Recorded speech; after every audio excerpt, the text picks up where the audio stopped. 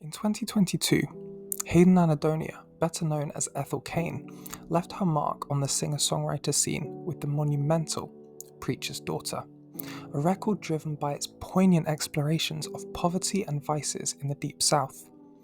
It was an intense listen elevated by a rich and varied instrumental palette, which pulled as much from her contemporaries in Dream Country as it did from slowcore, although it was the album's devastating storytelling which awarded it a position amongst many people's favourites of that year, myself included. So, how did Ethel Cain choose to follow such an album? Well, with a 90-minute EP pulling from dark ambient and drone music, Ethel Cain is stepping confidently out from the singer-songwriter umbrella and into the pouring rain. And this project is dark.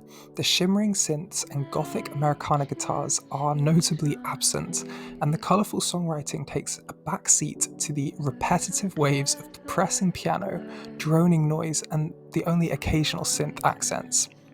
The result of this stylistic pivot is a punishingly expansive ambient record that conjures an apocalyptic atmosphere in which Hayden is comfortably uncomfortable, offering a surprising intimacy through her sparse vocal presence on the album, without which the album's melancholic droning provides little warmth. In fact, it is in this very juxtaposition which the album succeeds, with the contrast between the cold expanse of the instrumentals and the soft touch of Hayden's alluring vocals delivering a balance which evokes the album's core thematic tenet.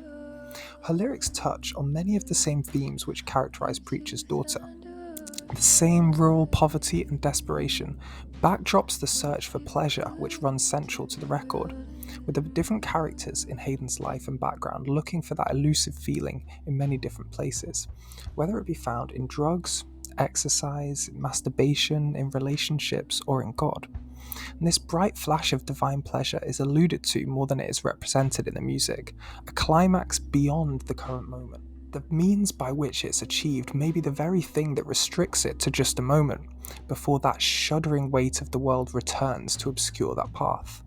The layers of noise which crescendo on a song like Vacillator fading away into the quiet lull of its instrumental drone. And this album's not going to appeal to everyone, but I've been very pleased to see many of Ethel Cain's fans embracing this new direction, even if it may appear tangential within her discography by the time we get that next official album. Regardless, if you're looking for a dark examination of sex and the divine, this is an album which executes its themes exceptionally well. It might not have quite the same replay value of Preacher's Daughter, and its content doesn't quite match that album's overall emotional depth and impact, but it is a deeply authentic foray into ambient music, and I found a lot more to connect with than I would expect from a project like this.